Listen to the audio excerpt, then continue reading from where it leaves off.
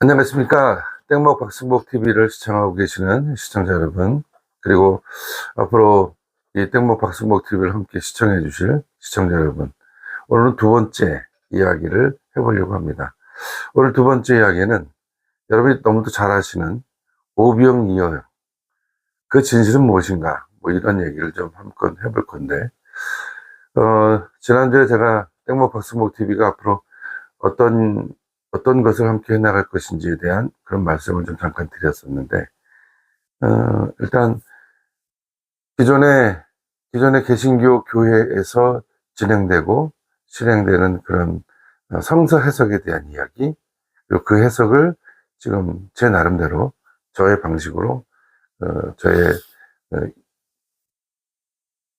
느낌대로 이렇게 이야기를 전하는 그런 시간도 가졌으면 좋겠다 하는 생각이 있어서, 그럼 오늘 두 번째로 그런 걸 준비해 왔습니다. 여러분 잘 알고 계시는 오병이어의 기적이라고 하는 것, 떡 5개, 물고기 2마리, 이것을 가지고 5,000명을 먹였고, 간단하게, 뭐 그 얘기의 기본은 그렇죠. 여러분 잘 아시죠? 요만한 떡 5덩이야. 그리고 요만한, 물고기 2토막, 그것으로 인해서 5,000명이, 그리고 여기에 어린아이와 여자는 빠집니다. 남성 5,000명이 먹고, 또 12강주리가 나왔다. 근데 그 과정에 배불리 먹었다. 이게 이제 기본적인 이야기 툴입니다. 오늘 그래서 그 이야기를 함께 나누기 전에, 제가, 요즘 봤던 책 중에 제프리 잉햄의 돈의 본성이라는 책인데요. 거기에 한 구절을 좀 제가, 좀 한번 좀 읽어드리겠습니다. 여러 사회적 관계 가운데서도 결정적인 핵심을 이루는 관계들의 집합이 존재한다. 그런데 이 결정적 관계들의 집합은 사회가 고안해낸 장치로 보여서는 안 되며, 그런 의미에서 이러한 결정적으로 중요한 사회적 관계들은 마치 물리적 세계나 초자연적 세계 또는 영원성에서 그 형식적 구조를 찾을 수 있는 것인 양 사람들이 여길 수 있도록 해줄 모종의 비유가 있어야만 한다. 메리 더글라스라고 하는 분의 이야기인데요. 여러분 이 맥락 속에 보면 무언가 결정적인 것이 있어야 되는 겁니다. 어떤 것을 결정하는데 이것은 자연스러운 거야. 이거 원래부터 그런 거야. 혹은 이건 당연한 거야. 하는 것들이라고 하는 것입니다. 여러분 저는 이제 성서학자, 어떻든 신학자의 그렇다고 해서 제가 박사학위가 있는 건 아니지만, 그래도 나름 신학을 공부하고 종교 철학을 공부하고 했던 그 연장선에서 보면, 무엇이 원본이 과연 있는 건가? 원본이라고 하는 게 존재하는 건가? 이게 자연스럽고 당연한 것인가? 라고 하는 그런 의구심들을 우리 한번 가져봤으면 한다라고 하는 것입니다. 특히 개신교 신앙을 하시는 그 신앙, 내 믿음이 자연스러운 것인가? 내 믿음의 대상이 당연한 것인가? 그것이 원천인가? 원본인가? 하는 것들. 여러분, 제가 미리 말씀을 드리지만, 성경의 그 여러 가지 것들을 코덱스라고 합니다. 마태복음 코덱스, 누가 코덱스, 마가 코덱스, 요한 코덱스. 그게 한 코덱스당 수천 코덱스가 있습니다. 무엇이 원본인지 아무도 모른다는 것입니다. 여기 지금 이렇게 한글로 번역된 이 성경, 소위 바이블이라고 하는 것, 개신교에서 이야기하는 이 바이블에 원본이 있냐? 원본은 존재하지 않습니다. 원본은 존재하지 않고, 그 원본의 원본을 베껴 쓴 그러한 코덱스들이 있고, 그 코덱스를 지금 우리가 해석하는 것이 있는 것입니다. 그래서 그러니까 특히 이 대한민국에서는 이것이 정답이야 라고 하는 것을 찾아왔던 수많은 사람들이 있고, 저 역시 그런 정답을 찾아왔던 사람 중에 한 사람입니다. 그러나 성경에 이것이 정답이야, 아니야, 저것이 정답이야 라고 이야기할 수 있는 것은 존재하지 않는다는 것입니다. 어떤 분이 그런 얘기 했습니다. 세상에 정답은 없다. 다만 패러다임이 있을 뿐이다. 예, 전 거기에 동의합니다. 우리는 끝없이 정답만을 찾고 있습니다. 이것이 정답이고 저것은 오답이고, 이것은 맞고 저것은 틀리고, 이것이 참이고 저것은 거짓이고 하는 이런 이분법적인 혹은 아주 가증한 방법으로 편을 가르는 그런 방식들이 저는 굉장히 못마땅하게 생각하는 사람 중에 하나고, 그리고 그 와중에는 물론 정확한 것은 있죠. 저게 무엇이 어떻게 그리고 어떤 지향으로 가고 있는지는 분명히 저희가 알 수 있다는 것은 사실이니까요. 자, 그러면 저는 요즘 그 서울 지하철 6호선 한강진역이라고 하는 곳에 2번 출구에서 어제까지 140일 동안 김건희 구속을 위한 무기한 농성장 지킴으로 함께 했습니다. 작년 2023년 12월 6일부터 우리 서울의 소리와 함께 어제까지 140일을 농성했습니다. 그래서 끝없이 저는 김건희 구속이 대한민국의 새로운 문명사적 발전의 핵심 킥이라고 생각이 들어서 정말 목이 부러지라, 목이 터져라 외쳐서 김건희 구속을 이야기했던 사람 중에 하나고요. 그런 과정에서 여러분 여기 보시면 여기 이채양명주, 이것은 제가 만든 것은 아니지만 우리 정어리 TV에서 이걸 만들어서 함께 했습니다. 이채양명주 특검이 지금 당장 필요하고, 그 과정을 통해서 관련자들은 구속되고 그 관련자들은 탄핵을 받아야 당연한 것입니다. 어떤 분이 이채양명주 그러니까 무슨 새로운 순리듬이냐고 그러시는데, 예, 순리듬은 아니고요. 이태원 참사 159명의 청년들의 그들의 꿈과 희망이 좌절되고 정지됐던 그곳, 그곳에 가면 여러분 지금도 아직도 피가 거꾸로 솟는 그런 느낌이 들고요. 그리고 최혜병, 원래는 이병이죠. 이병인데 물에 빠져 죽여놓고 상병이라고 하면 그 사람이 진짜 상병입니까? 네? 군대 간 지 얼마 안 된 그 아들의 죽음을 끌어안고 통곡하는 어머니와 그리고 그 아버지의 그 소리가 아직도 쟁쟁하고요. 그 관련자들 그냥 처벌했으면 되는 겁니다. 근데 그러지 못한 그 대한민국의 현실. 양평고속도로를 느닷없이 휘게하고 거기서 몇천억에서 줬다니까지 이어지는 그런 참담한 일들. 거기서 수백에서 수천억에 이르는 그런 땅값을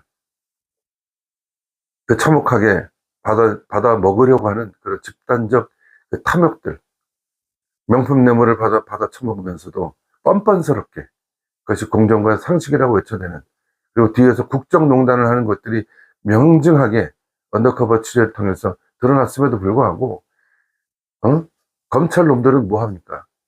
선물이라고 우겨대고 있지 않습니까? 어떻게 뇌물이 선물입니까? 여러분들 생각해 보세요. 뇌물을 주면서 이건 선물입니다라고 하는, 뇌물입니다라고 얘기하는 사람이 어디 있어요? 한 명도 없습니다. 주가를 조작하는 것은 자본주의 근간을 해치는 것입니다. 그런 짓을 하는데도 아무런 제재를 받지 못하는 그런 일들. 또 그것을 바라보는 개신교회는 어떻습니까? 그렇게 처먹든 말든 나도 그렇게 처먹고 싶은데 내가 아직 그런 권력의 자리에 가지 못하니까 화가 나는 거야 라고 하는 그런 이야기를 하는 집단과 무리들도 있습니다. 예, 물론 이 시간은 그런 이야기를 하려고 하는 것은 아니고요. 제가 평소에 그런 일을 하고 있다, 그런 얘기를 미리 말씀을 좀 드리려고 하는 것입니다. 그래서 가끔 우리 땡목 박승복 TV에 보면 시위 현장에서 제가 마이크를 잡고 행진을 주도하는 그런 동영상도 올라가고 있고 쇼츠도 그렇게 올라가고 있습니다.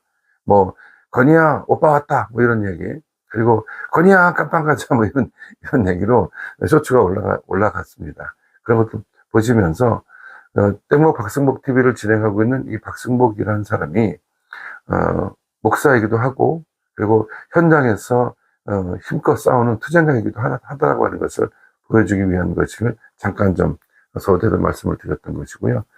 제가 이 제프리 잉햄이 쓴 돈의 본성이라는 책 속에 그 말씀은 뭐냐면, 우리가 생각하고 있는 것, 혹은 우리가 알고 있다고 생각하는 것이 자연스러운 것이냐?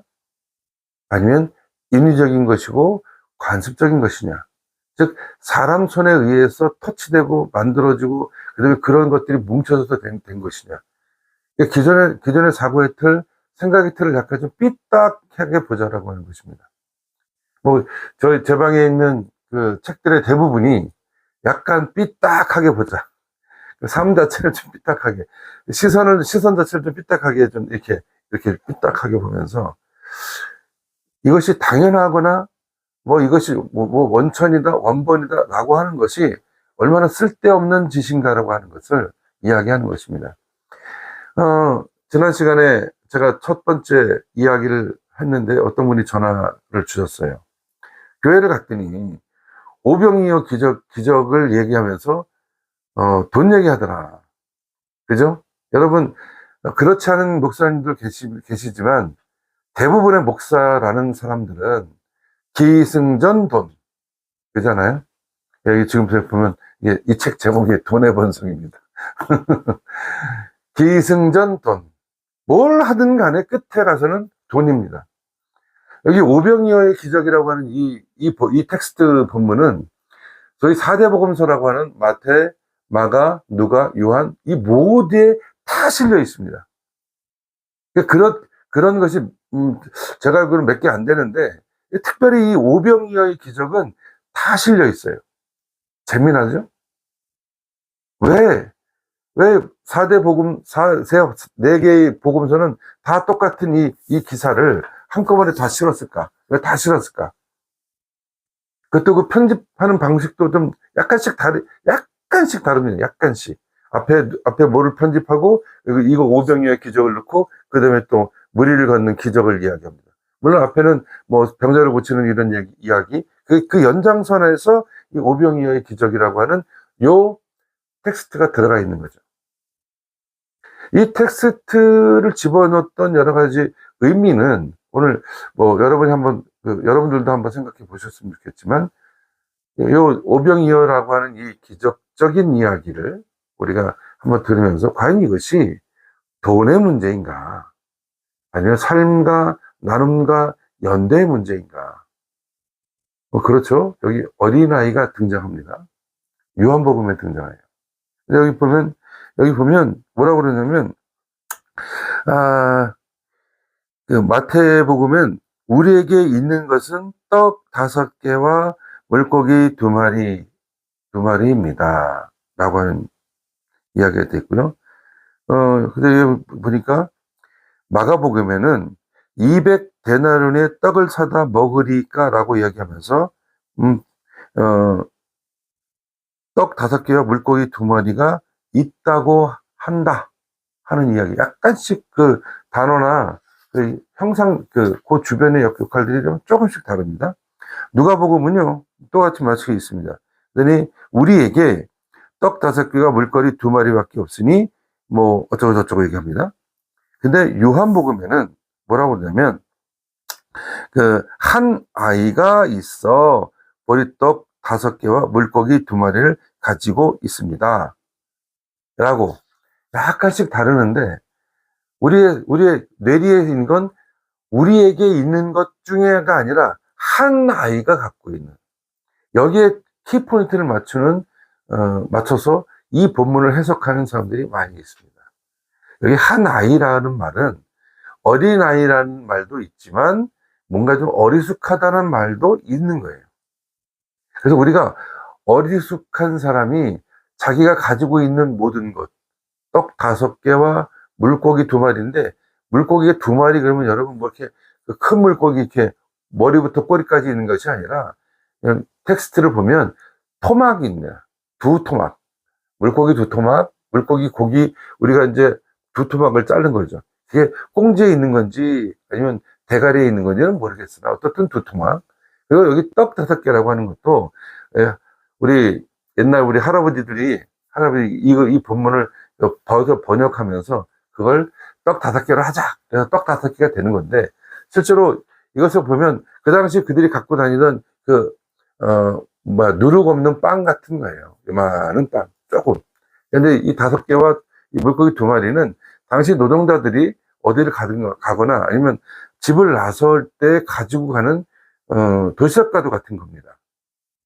그런 의미에서, 근데 그것을 다 바쳤더니 5,000명이 먹고 12강주리가 남겨서 배 터지게 먹었다.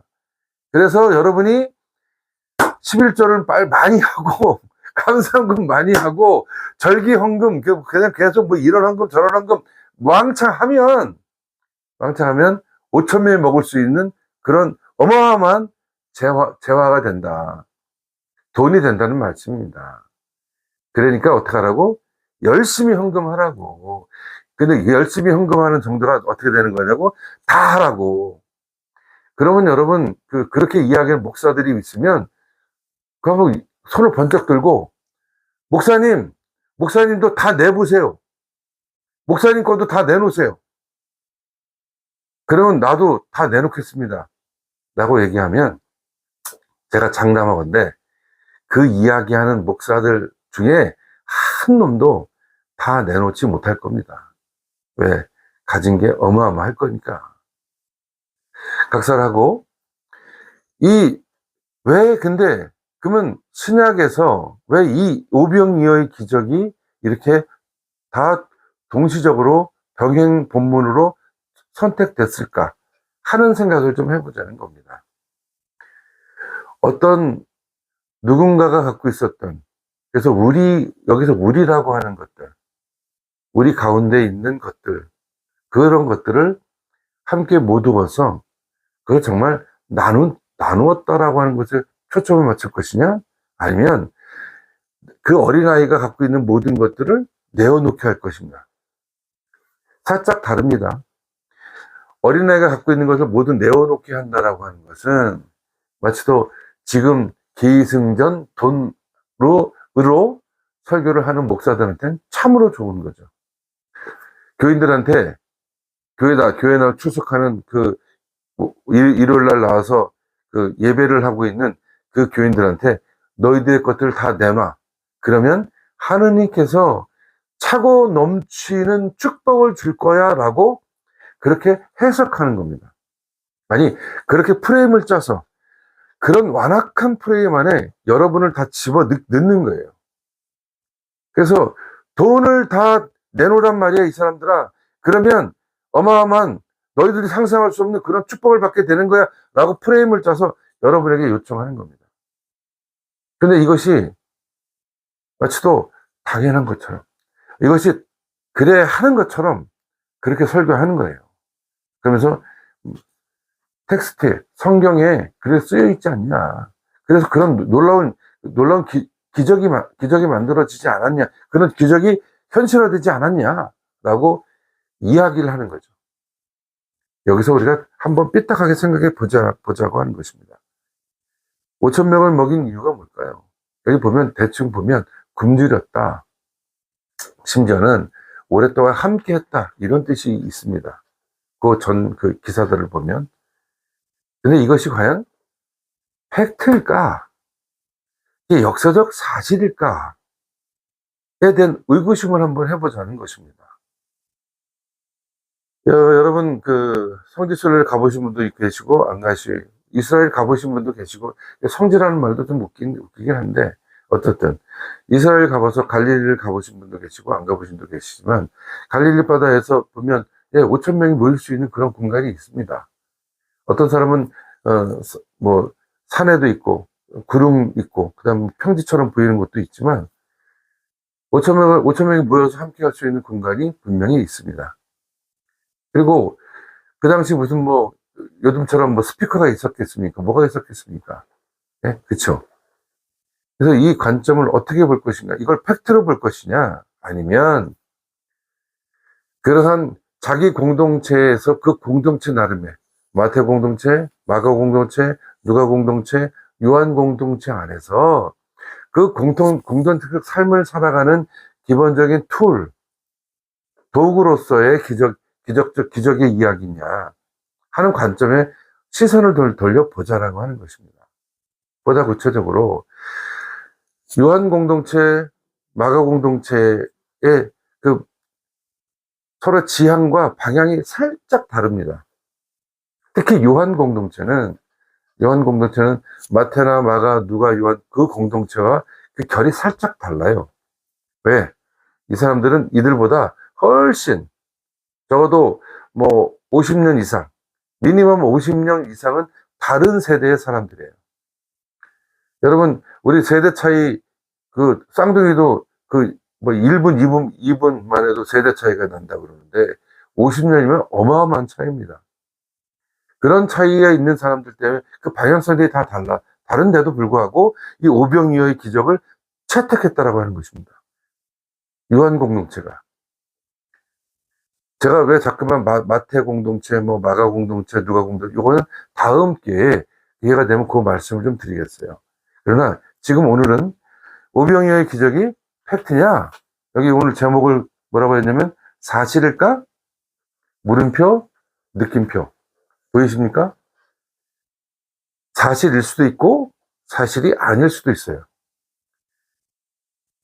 이 텍스트에 나오는 이야기 중에 그것이 사실일 거야 라고 하는 증거는 거의 없습니다. 대신 여러 가지 성서 국어학자들의 여러 그 텍스트를 분석하고 그 당시에 있었던 여러 가지 사건과 그리고 기록들을 면밀히 그 연구했던 성서 국어학자들의 입장은 뭐냐면 그럴 수도 있고 아닐 수도 있고, 중요한 건 그것이 사실이냐 사실이 아니냐가 중요한 것이 아니라 그것을 가지고 어떻게 이야기를 전개해 나갔냐가 중요하다고 하는 것입니다. 어디에 포인트를 맞춰서, 돈의 포인트를 맞춰서, 아니면 연대하고 공감하고 협력하는 공동체의 포인트에 맞춰서 이야기를 한 것이냐 아닌 것이냐에 따른 것이죠.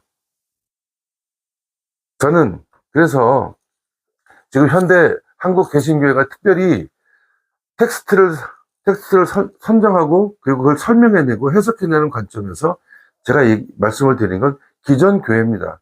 대부분의 목사들이 기승전 돈으로 해석하는 이 프레임에 대해서 말씀을 드리는 겁니다. 이 완악한 프레임을 바꿀 생각이 없어요. 끝없이 그 추악하고 어떻게 보면 야만스러운 신자유주의적 자본론에 입각해서 끝없이 교인들을 그런 프레임에 갇히게 한다라고 하는 것입니다. 저는 여러분이 스스로 생각해 주셨으면 하는 바람이 있습니다. 아니, 내 생각이 뭐지? 난 이걸 어떻게 봐야지? 나는 이것을 과연 돈으로 볼 것인지, 아니면 연대와 공감, 협력으로 볼 것인지, 공동체가 함께 추구하는 방향성 안에 있는 것으로 볼 것인지, 여러분이 한번 생각해 주셨으면 좋겠고요. 제가 좋아하는 사람의 이야기인데, 여러분 혹시 한나 아렌트라고 하는 사람 들어보셨나요? 그 사람이 쓴 책 중에 정말 역사적인 책이 있습니다. 전체주의의 기원, 이라는 책이 있어요. 그 한 대목을 여러분에게 말씀을 드리겠습니다. 전체주의 지배가 노리는 가장 이상적인 대상은 확신에 찬 친나주의자도 공산주의자도 아니다. 사실과 허구 혹은 참과 거짓을 더 이상 분간하지 못하는 일반 사람들이다. 전체주의의 기원은 그런 것이라고 하는 것입니다. 지금 한국 개신교가 이야기하는 이 지금 성서 해석의 방식이나 성서 해석을 통해서 그렇게 소위 목사의 권위를 이용하고 활용해서 성서 해석의 프레임을 그렇게 밀어가는 것은 전체주의의 다름 아니라고 하는 것입니다. 그 전체주의와 저는 여러분과 싸워주셨으면 좋겠고요. 그리고 근대성이라고 하는 것은 첫 번째 분화입니다. 두 번째 개인하고요. 세 번째는 바로 합리화입니다. 물론 요건 이 막스 베버가 했던 이 이야기는 제가 끝없이 하게 될 것입니다. 성서 해석을 할 때 근대적으로 해석할 것이냐, 아니면 전근대적으로 해석할 것이냐, 민주적으로 해석할 것이냐, 아니면 전체주의적으로 해석할 것이냐, 민주적 사람으로 성서를 볼 것이냐, 아니면 파시스트적 관점으로 성서를 볼 것인가. 이런 의구심들을 한번 저와 여러분이 함께 만들어가고 또 이야기 나누는 그런 과정이었으면 좋겠습니다. 오늘 어떤 평가가 나올지 모르겠으나 살짝 어려울 수도 있으나 그런 것도 한번 이야기하면서 왜 이렇게 재미없어 그러지 마시고요. 한번 그런 훈련들을 한번 해보자는 것입니다. 그런 훈련이 하루하루 쌓이고 쌓여서 자기의 눈으로, 자기의 시선으로 자기의 생각이 무엇인지 정확히 아는, 나 자신을 알고 나 자신이 되어가는, 자기를 실현해 나가는 그러한 성숙된 민주시민, 성숙된 신앙인, 성숙된 현대인으로 나아갔으면 하는 바람이 있습니다. 여러분, 한 주간도 여러분, 저는 한강진열에서 또 김건희 구속을 위해서 무기한 농성장에서 힘차게 투쟁할 것입니다. 그리고 여러분을 위해서 기도할 것이고요. 그리고 한 주간 여러분, 또 여러분의 하시는 일들 온전히 감당해 주시고, 그리고 그 속에서 하루하루 자신을 발견해 나가는 그런 위대한 성숙된 신앙인, 성숙된 민주주의자가 되는 그런 한 주간 되어지시기를 나사렛 예수의 이름으로 부탁드리고 기도드립니다. 여러분, 다음 주에 또 뵙도록 하겠습니다. 여러분 감사하고 고맙습니다. 사랑합니다.